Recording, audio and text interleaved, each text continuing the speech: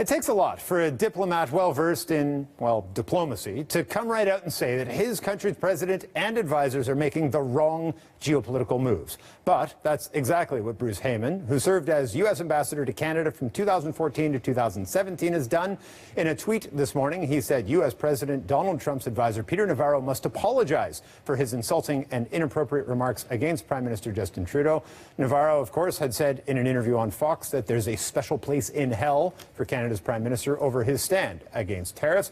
Bruce Heyman joins us now from Chicago. Sir, thanks for coming on the show. Nice to see you. It's a pleasure. Good to be here. Have you heard from Peter Navarro today?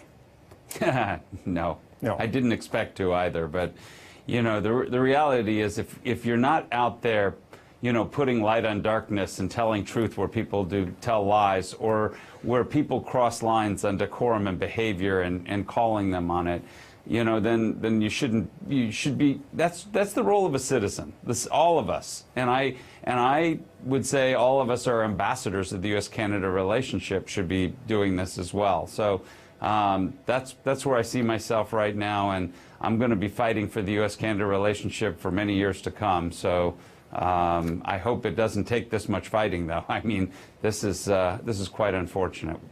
To what, I mean, this must be some kind of a diplomatic low point, but how much does the rhetoric and the language that a guy like Peter Navarro and Larry Kudlow, frankly, used over the weekend, how damaging can that be to a broader, frankly, pretty healthy, pretty sustainable relationship? Well, I hope not a lot. You know, it has to be hurtful. And it's hurtful to a society that knows how deeply committed you are as a friend. It's kind of like if you were sitting with a friend and then out of the blue you just punched them in the face. Well, the wounds will heal, but the question is, how does the relationship get impacted?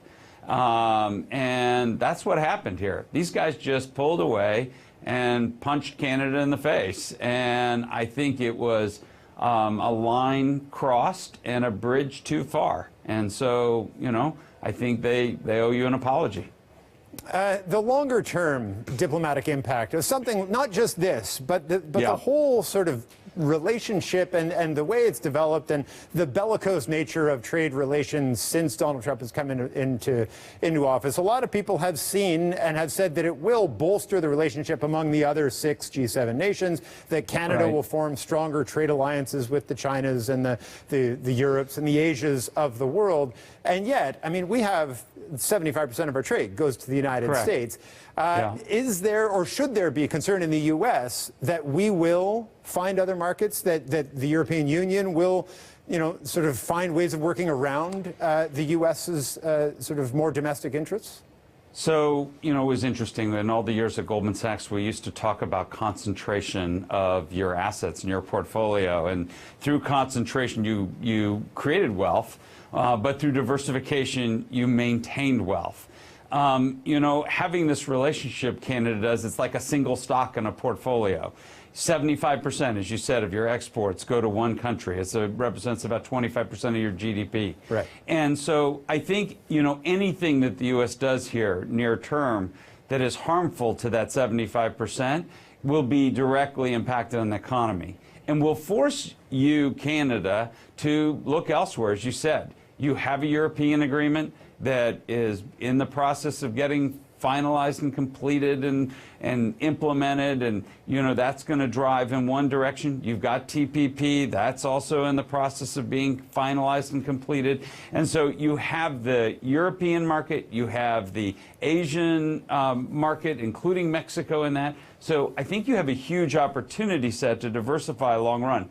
As an American, I hate this. You know, I'd rather you know, continue this great relationship here, but unfortunately our president is being incredibly disruptive and forcing you to rethink those relationships going forward and where you're going to sell product. We just had a map up showing a map of the United States, and that 35 states, their biggest and primary customer, of course, is Canada. These tariffs are just taxes on American consumers. Are Americans willing to cough up more money for the stuff they buy to support a trade dispute with America's closest ally?